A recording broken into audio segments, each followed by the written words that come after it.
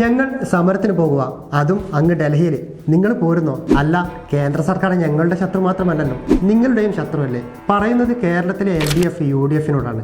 രാഷ്ട്രീയപരമായി കേരളത്തിൽ രണ്ടും തമ്മിൽ തല്ലും പരാതി പറച്ചിലും കേസും കൂട്ടവും ഒക്കെ ആണെങ്കിലും രണ്ടു പാർട്ടിക്കും എതിരാളി ഒരാളാണെന്ന് ഓർക്കാൻ ഇടയ്ക്ക് ഇത്തരം സമരങ്ങൾ നല്ലതാണെന്നേ.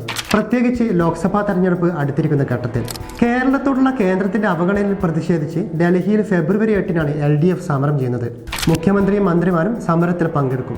ജനപ്രതിനിധികളടക്കം പങ്കെടുപ്പിച്ച് ജന്തർ മന്ദിറിൽ സമരം നടത്താൻ ഇടതുമുന്നണി യോഗത്തിലാണ് തീരുമാനമായത്.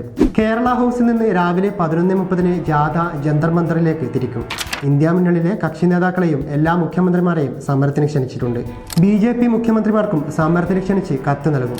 പ്രത്യേകം ചേർന്ന യോഗത്തിൽ മുഖ്യമന്ത്രി പ്രതിപക്ഷത്തോടും സമരത്തിൽ പങ്കെടുക്കണമെന്ന് അഭ്യർത്ഥിച്ചിരുന്നു. കേരളത്തിന്റെ സാമ്പത്തിക പ്രതിസന്ധിക്ക് കാരണം കേന്ദ്ര സർക്കാരാണെന്ന് ചൂണ്ടിക്കാട്ടിയാണ് മുഖ്യമന്ത്രി ഈ ആവശ്യം മുന്നോട്ട് വെച്ചത്. എന്നാൽ കേരളത്തിന്റെ ചില പ്രശ്നങ്ങൾക്ക് മാത്രമാണ് കേന്ദ്ര സർക്കാർ കാരണക്കാരെന്നും എല്ലാ പ്രശ്നങ്ങൾക്കും കാരണം കേന്ദ്രമല്ലെന്നും പ്രതിപക്ഷ നേതാവ് VD സതീശൻ പറയുന്നു. ഡൽഹിയിൽ സമരം ചെയ്യാൻ വരണോ എന്ന് മുന്നണിയിൽ ആലോചിച്ച് പറയേണ്ട കാര്യമാണെന്നും അദ്ദേഹം വ്യക്തമാക്കിയിരുന്നു. കമ്മ്യൂണിസ്റ്റ് സർക്കാരിനെ അങ്ങനെ അങ്ങ് ന്യായീകരിക്കാൻ വരട്ടെ.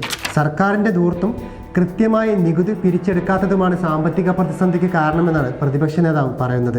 അതുകൊണ്ട് സമരത്തിന് വരണോ ഇല്ലയോ എന്നത് ഇരുത്തി ആലോചിക്കണമെന്നാണ് UDF നിലപാട്. കേന്ദ്ര അവഗണനയ്ക്കെതിരെ യോജിച്ച പ്രക്ഷോഭത്തിനാണ് സർക്കാർ ശ്രമിക്കുന്നത്. അതിനായാണ് പ്രതിപക്ഷ നേതാവ് VD സതീശനെയും ഉപനേതാവ് PK കുഞ്ഞാലിക്കുട്ടിയെയും മുഖ്യമന്ത്രി ചർച്ചയ്ക്ക് വിളിച്ചത്. സർക്കാരുമായി വലിയ രാഷ്ട്രീയ ഏറ്റുമുട്ടലുകൾ നടക്കുമ്പോൾ കേന്ദ്രത്തിനെതിരെ യോജിച്ച സമരത്തിന് UDF കൈകൊടുക്കാൻ സാധ്യത കുറവാണ്. ഏതായാലും സമരത്തിന് ദിവസങ്ങൾ ഇനി കുറെ ബാക്കിയുണ്ട്. കാത്തിരുന്നു കാണാം UDF LDFന് കൈകൊടുക്കുമോ എന്നറിയാൻ.